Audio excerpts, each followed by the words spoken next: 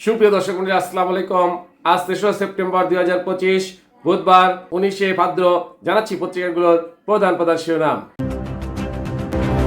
সর্বপ্রথম Ittefaq main heading করছে, police সদস্যকে কুপিয়ে জখম, কবজি কাটা গ্রুপের হোতারা এখনো অধরা, আতঙ্কে মোহাম্মদপুরবাসী। এরপর প্রথম আলোর মেইন হেডিং, ডাকসু নির্বাচনে বামপন্থীরা কি ইতিহাসের পুনরাবৃত্তি করতে পারবে। নেক্সট যুগান্তরের মেইন হেডিং, বিলম্বিত বোধোদয় থেকে ঐক্যবদ্ধ হওয়ার সিদ্ধান্ত, ফ্যাসিবাদ ঠেকাতে সহিংসী। এরপর ভোরের কাগজের মেইন হেডিং, প্রেস সচিবের ব্রিফিং, বাধাগ্রস্ত করার যে চেষ্টাই হোক, ফেব্রুয়ারিতে নির্বাচন, বলছেন প্রধান উপদেষ্টা। নেক্সট জনকণ্ঠের মেইন হেডিং, 20 বছর পর অবশেষে বদলাচ্ছে ঢাকা ট্রাফিক সিস্টেম, সিগন্যাল অমান্য করলেই গুনতে হবে জরিমানা। এরপর ইনক্লাবের মেইন হেডিং, সব পক্ষই চায় দ্রুত নির্বাচন। নেক্সট আমাদের সময় মেইন হেডিং, ম্যাজিস্ট্রেসি ক্ষমতা চাই ইসি কর্মকর্তারা। এরপর যাই দিনের মেইন হেডিং, আফগানিস্তানে নিহত ছাড়লো 1400। নেক্সট মানবজমিনের মেইন হেডিং, দল নিষিদ্ধের পক্ষে নয় বিএনপি, বিদ্যমান ব্যবস্থায় নির্বাচন চায়।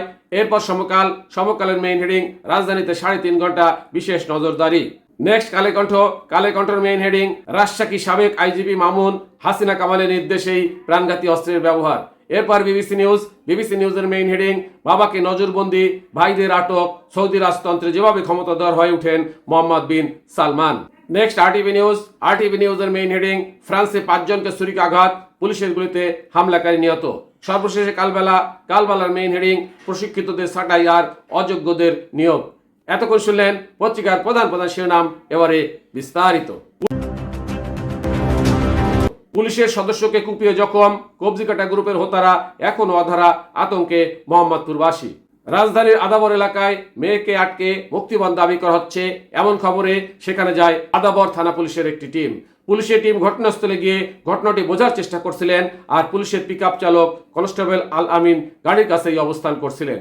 এ সময় কিশোর গ্যাংয়ের সদস্যরা তাকে চাপাতি দিয়ে এলোপাতাড়ি কুপিয়ে জখম করে।